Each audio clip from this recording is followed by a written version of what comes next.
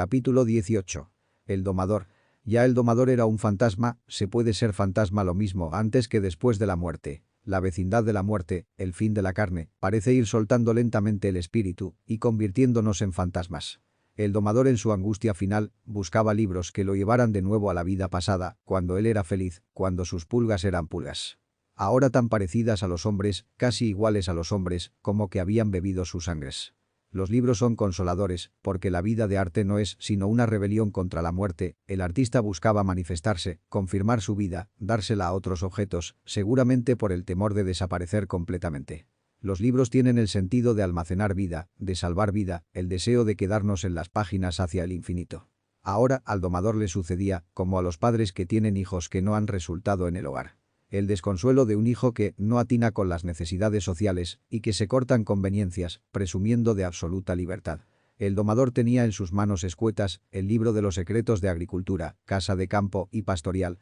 traducido de la lengua catalana en castellano, por Fray Miguel Agustín, prior del templo de la lelísima villa de Perpiñán, del orden y religión de San Juan de Jerusalén, del libro que el mismo autor sacó a la luz el año de 1717. Y ahora con adición del quinto libro, y otras curiosidades, y un vocabulario de 6 lenguas, para declaración de los vocablos de dicho libro. Y al fin de él se hallarán las materias de que el autor trata, con una rueda perpetua para conocer los años abundantes o estériles. Nada menos que Fray Miguel Agustín se había ocupado de las pulgas, cuando decía que el capítulo segundo que trata de secretos de la condición y ocio de las madres de familias de la casa de campo, y cómo debe criar, enseñar y doctrinar sus hijas y criadas. En ese capítulo se dice en la página 25 lo siguiente. Todas las acciones o haciendas que harán, ahora sean de cocina, ahora cualesquiera otras, por válidas que sean, procuran en hacerlas con grande limpieza y policía y con la buena composición de vestido, como está dicho. En la cama se podrán con muy buena composición,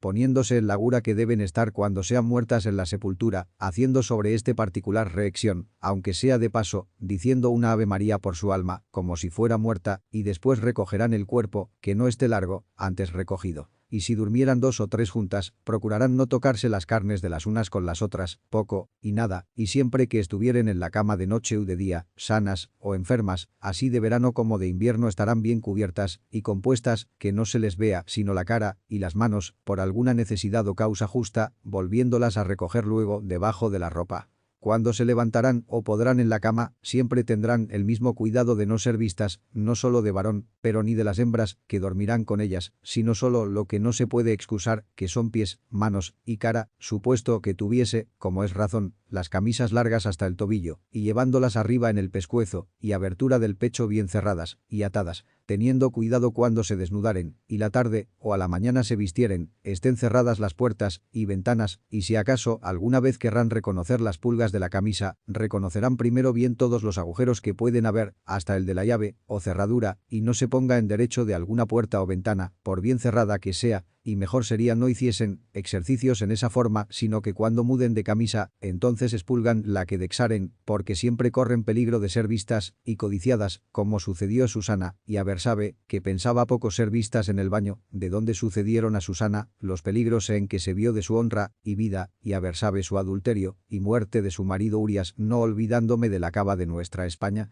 No se enrizarán o cresparán sus cabellos, ni llevarán perfumes ni olores, ni usarán los baños por curiosidades, si no fuese por necesidad o enfermedad, de orden y mandato del médico corporal y con licencia del espiritual. Pintura no la usarán en la cara y manos por ningún caso, porque es desatino grande querer borrar la imagen natural que Dios en ellas ha pintado, con arreboles y afeites. Si un pintor después de haber acabado una buena pintura, alguno se la quisiese borrar, lo sentiría mucho. No es mucho que Dios se tenga por ofendido de aquellos que le quisieren borrar lo que él ha hecho con tanta perfección. Cuanto más que es grande locura pensar que la pintura sea remedio de las fealdades naturales, porque todos los colores, albayalde, solimán y demás afeites de todo el mundo, no son bastante a hacer que la boca grande sea pequeña, ni los ojos chicos sean grandes, y que los azules sean negros, y las orejas grandes, y la nariz larga sea pequeña, y que la cara se haga de pequeño, grande, ni de grande pequeña. Y así es muy grande engaño, porque pensando hacerse hermosas se hacen feas, porque la hermosura, esencialmente, no consiste en la blancura y colores, sino en las bellas facciones de la cara, y buen talle, y disposición del cuerpo, que todo es invención de Satanás, porque ellas no lo hacen por agradar a Dios, ni a sus padres, padres, ni las que son las casadas a sus maridos, sino agradar al demonio y a los hombres. Que sea verdad, claramente se ve, porque en casa ordinariamente van desconcertadas y sin pintura y en querer salir de casa se afeitan y se conciertan, y es certísimo que no engañan sino a sí mismas, porque esos propósitos y engaños ninguno lo ignora, que ellos mismos se dan harto a conocer.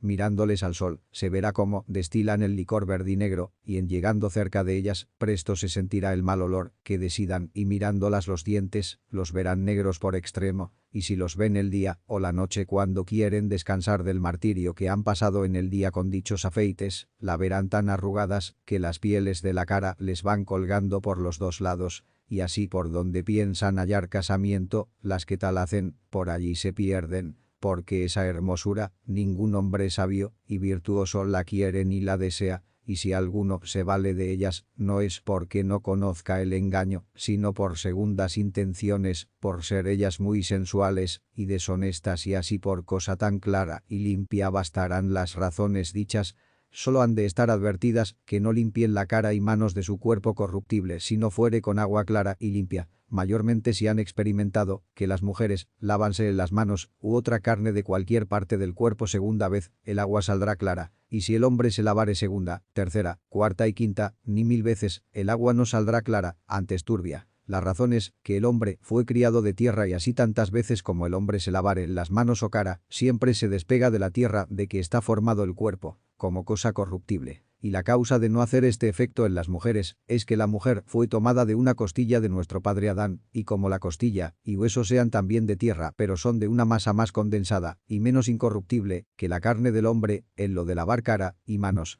y así no deben usar otros afeites que el agua clara, procurando lavar la cara de su alma con el agua de la gracia, que se alcanza por medio de la penitencia, con dolor y contrición verdadera de sus pecados, y de esa suerte el cuerpo y el alma quedarán adornados de la perfecta hermosura que agrada a Dios nuestro Señor. El domador fue entrando lentamente en un sopor mitad sensual mitad místico y se quedó dormido. Capítulo 19. El sabio. El domador era ya como una máscara de cartón, de color amarillo verdoso, las pupilas muy negras como dos pozos inmensos, y en la visión parecía guardar el terror de los que mueren asesinados, que conservan una copia en los ojos del trágico momento. El domador ignoraba cuántos años llevaba de existencia, lo habían secado tanto las pulgas, que vivía con vida de árbol que ha sombreado siglos y siglos. Aquel hombre en verdad ya parecía un cuento de vecindario que había pasado de generación en generación, una leyenda en una buhardilla, con la ventana llena de telarañas, y la existencia de un tal domador de pulgas, fantasma al cual se le había ocurrido redimir pulgas, y había creado una generación, de la cual, si acaso se sabía algo, era solamente el parecido de los hombres y las pulgas.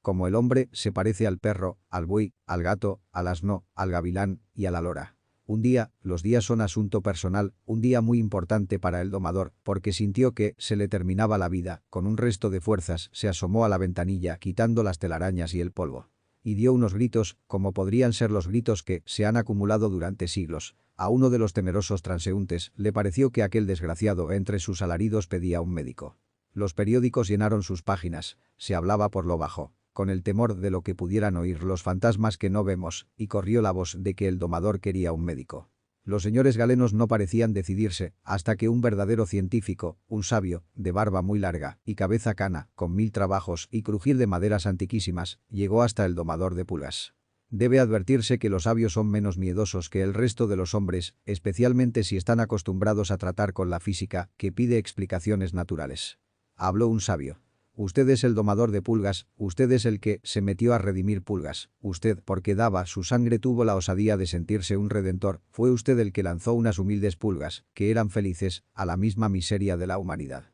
El sabio se pasaba la mano por la cara como si fuera una pata. Usted miserable, continuaba el sabio, convirtió un mundo tranquilo, que lo único que hacía era procurarse la vida, y para Keynes la vida, por esa simple razón, tenía especial e inmensa importancia, al más amargo e insondable de los precipicios. Tal vez usted aquí, dentro de su encierro cobarde, no sepa que el mundo de las pulgas actualmente se asesina y se denigra por ambición de mando y por dinero, que también lleva en sí el deseo de mandar. Casi no existe pulga que se haya medio instruido, que no tenga ambición política, pulgas que siendo igual o muy parecidas a las otras pulgas, viven con la desesperación de gobernar. Ese terrible vicio del mundo, sostenido en calumnias y crímenes. Ya el sabio daba unos brincos terribles impulsado por las piernas. El domador aterrado dijo: un